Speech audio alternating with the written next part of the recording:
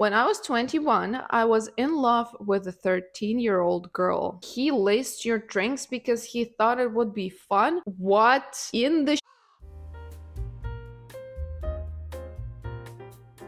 Hi babes, my name is Moran. Welcome to my series Getting Personal, where I gather different stories from Reddit. I hope you're doing well, better than I, because I woke up in an absolutely atrocious mood for no reason whatsoever, and it keeps progressively getting worse because this is my fifth attempt to start filming a freaking video, and today we're just discussing monsters. I honestly was in disbelief when I read them. I think you will be too. So, without any more talking, let's dive in and see what's up. This one is from True of My Chest. I slept with a girl who has revealed to me something extremely disturbing. Been chatting with this girl. I don't know that I necessarily saw a future with her from the go, but we got along, started hooking up, and while we weren't exclusive or officially labeled, we were circling that relationship arena after some time. She would sleep over from time to time, and I'd stay at her place too. And this is where it all unraveled. We spent the evening together at her place and decided that I'd stay the night. She showered and got ready for bed before me because I decided to shave my beard and the cleanup took a bit of time. I showered and I was finishing up when I started to hear her giggling and laughing hysterically in bed. I can't hear what she's watching because of the bathroom fan, so I figured she's watching something funny. This keeps on going for a while, and I'm laughing too because she has a contagious laugh. So I'm eager to plop into bed with this girl to see what's so funny. It wasn't funny. It was straight, not safe for life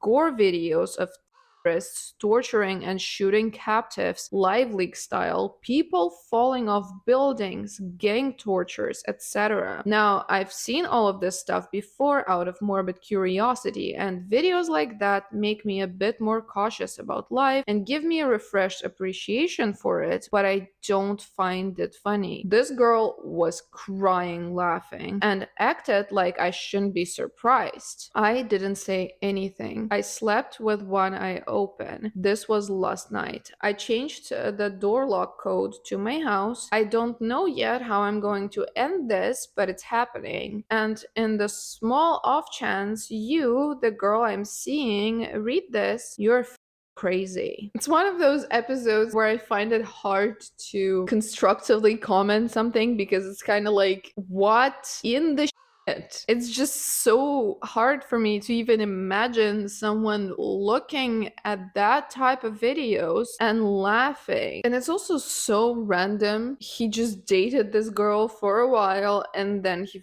finds this out on like a random night. What are you laughing at, babe? It's truly alarming. I think he's very smart that he changed the code on his door and that he's going to end it straight away because, yeah, I don't see any future with a person like that. And honestly, I think she really is due for a psychiatrist evaluation. There is actually a very funny top comment here that fake your death and move to Canada. It's the only way you'll survive. Yeah, pretty much sums up what I think. So the next story is nuts. They keep getting progressively worse, so just be prepared. And it also is coming from True of My Chest. My brother-in-law is the reason why my husband left me. I don't know what to do now. I, female 38, met my brother-in-law, male 38, at uni. He asked me out in our first year and I refused. He called me the C word and that I'm shallow. My best friend told me that it was harmless comments from a drunken guy who got rejected. I never thought myself shallow. It was his demeanor and awkwardness that was off-putting to me. Anyway, he proved my friend right, and other than these comments, I have never felt uncomfortable during my uni years because he never bothered me again. Not even looked my way. Next time I met him was when my baby sister, female 28, introduced him as her boyfriend. I didn't even recognize him at first because it was like 9 to 10 years since that day he talked to me. He was visibly annoyed that I didn't recognize him and called me me a liar. The family was skeptical at first about him, but he seemed to treat my sister right and she seemed happy. He's very rich, taking her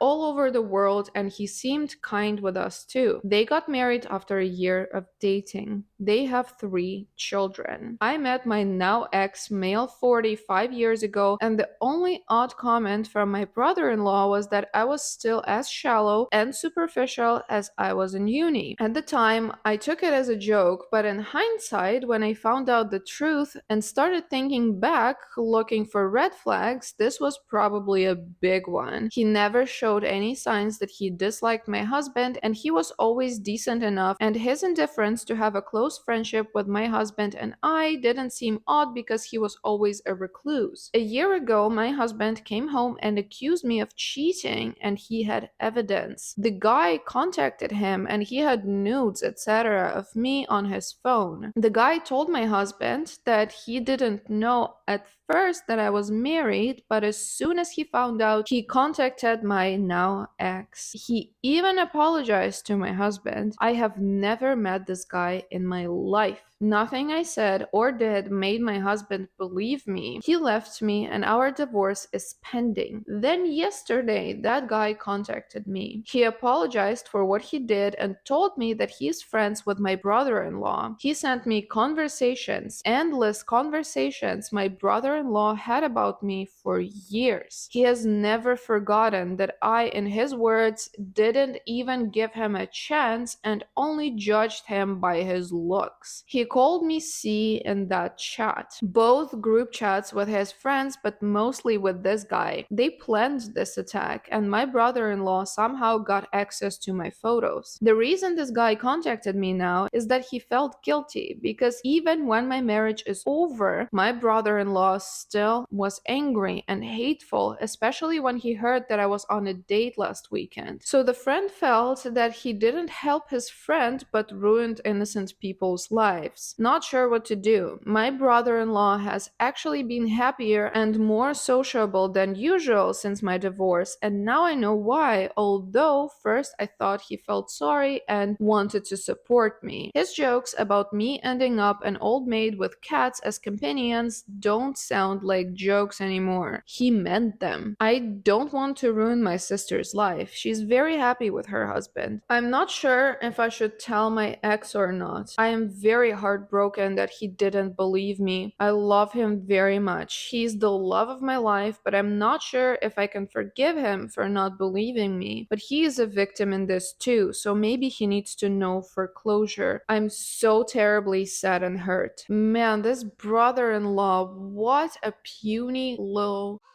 Imagine being so insecure and spoiled and vindictive that you do this to a girl that rejected you once in the past. I would not be surprised whatsoever. I mean, I might watch too much true crime and read too many thrillers, but I would not be surprised if he started dating her baby sister on purpose to get to her. But that's, a very complicated roundabout way to revenge. You have to be absolutely nuts to pull that off and to actually spend that much effort on petty revenge about something that you blew out of proportion. But also, this guy manipulated his friend into helping him ruin her marriage, and he ranted about her for years. So yeah, I would not be surprised. He seems obsessed with this girl. It's literally coming to the point of where he seems dangerous to her because,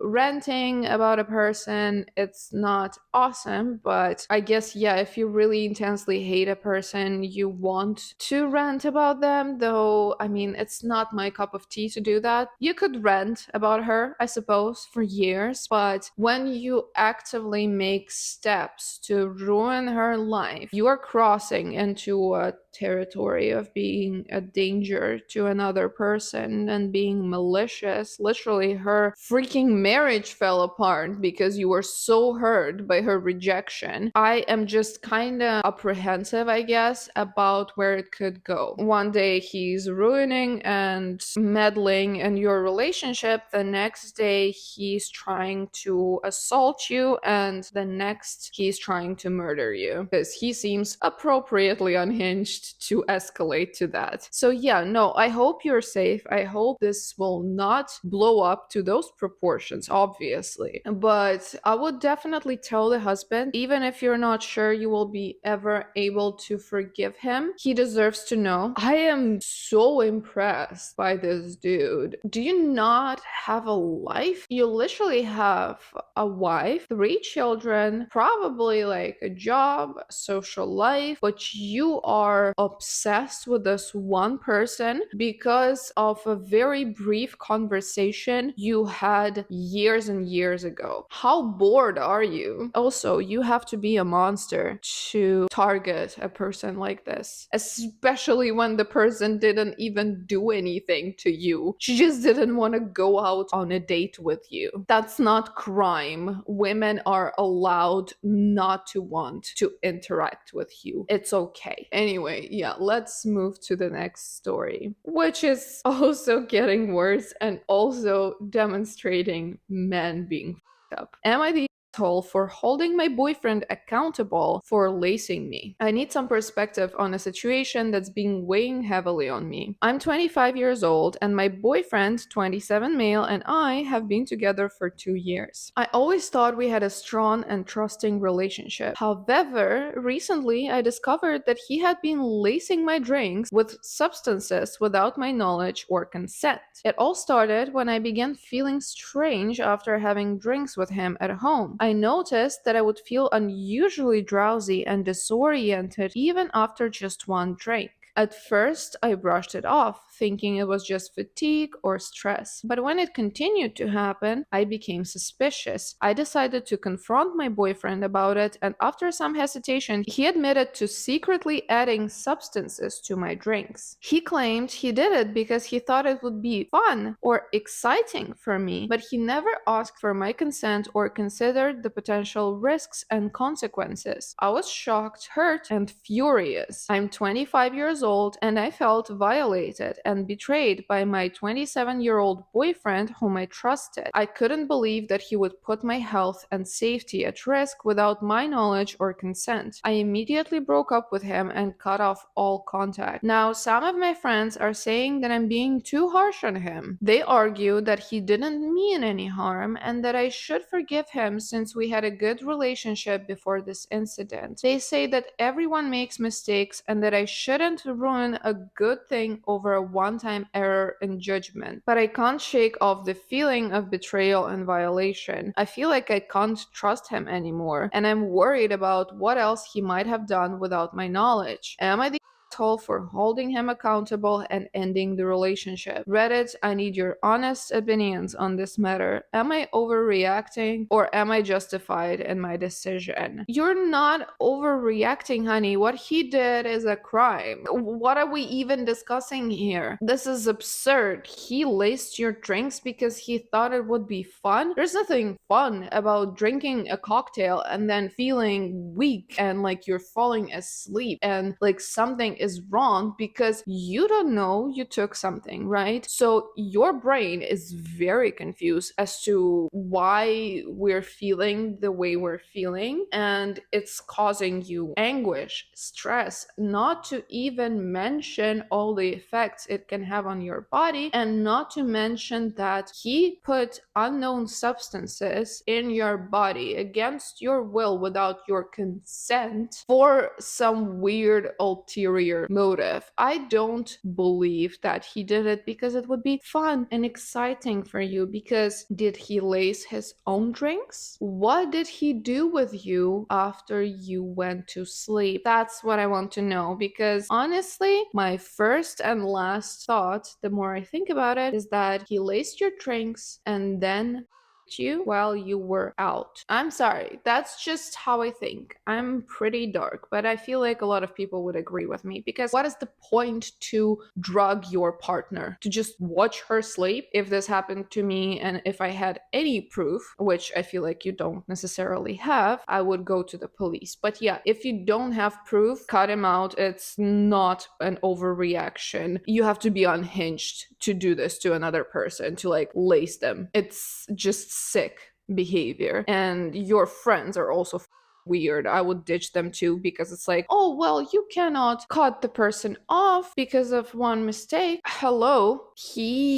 freaking drugged her multiple times for an unknown reason. And you're telling me that it's unfair? No, ditch the friends as well. Not to make this video too long, I will read one last story before we all part our ways. This one is heavy, so I feel like we need some trigger warnings. It has to deal with child abuse, specifically sexual abuse. If you cannot handle stories about PDF files and stuff like that, probably this one is not going to be for you. And also, it's just very, very dark and disgusting. So proceed with caution. This was deleted from Reddit, unsurprisingly, and you will soon understand why. But the repost is still on Am I the Devil? I am a offender who is abused and harassed every single day. The victim and I are still in a relationship. When I was 21, I was in love with a 13-year-old girl. I knew her since she was really little and our families were close. We did not expect to fall in love. It was weird and brotherly, but didn't really turn into a relationship until toward the end when she was almost 14. She wanted me to teach her and said she would do it with this up kid who did drugs instead of me if I didn't. It was actually very mild. Well, the law got involved. Long story short, I got in big trouble and I'm a offender for life. Our families, who were best friends, are now enemies. It is true we did stuff underage, but nobody cared about the nuances of it, that I was the only one who was there for her, the one who gave her guidance, that she listened to, the only one who was a positive influence while her father beat her and her mother was verbally abusive. No one cared that I told her over and over that we would have to wait to be in a relationship. Now for what I did. Not one day passes where I'm not harassed, abused, and victimized. Even all these years later, word got out in my neighborhood last year when I moved into my house. I get graffiti at my house, signs around planted everywhere to stay away, moms shielding their kids and pulling them into the grass when I'm anywhere near, and accusations of being a pedophile. Last summer, a group of teenagers kidnapped me, threw me in a car, beat me up with bats, and threw me out, and the police refused to come and get me. I get threats of violence, and police told me maybe I shouldn't have been a rapist.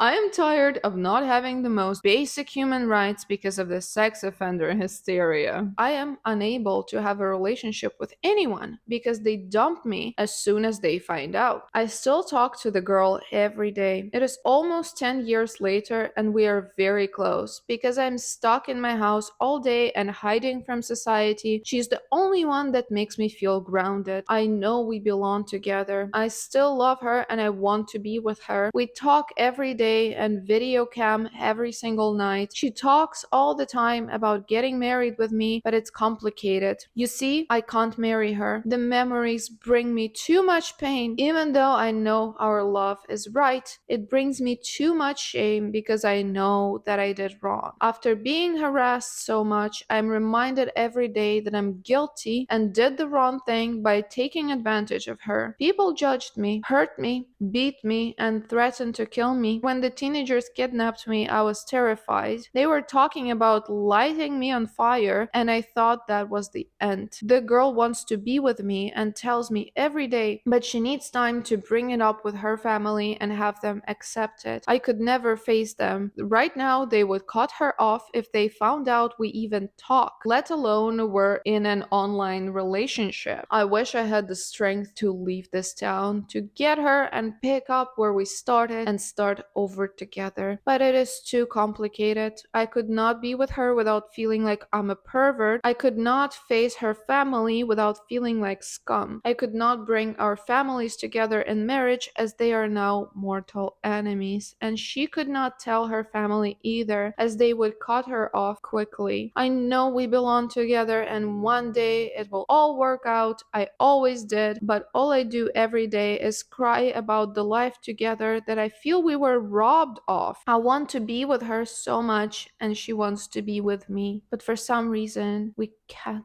Oh, poor you. You cannot keep abusing your victim 10 years later. Oh, honey, oh, sweetie, my poor pedophilic, gross monster. Gross. Everything about the story is gross. I feel like someone just poured 50 tons of over me because I read this story and it's from his perspective, and I just feel like I crawled into the mind of a file who still doesn't understand what he did wrong. At the start of the story, he goes like, nobody cares that I was the only one who was there for her. Nobody cares that she threatened to someone else if I didn't her. So basically, she made him do it. The poor grown-ass man was forced to child because the child made him do it. And it's like anything he says after that to me is just blah blah blah and excuses and whining, and it's the lack of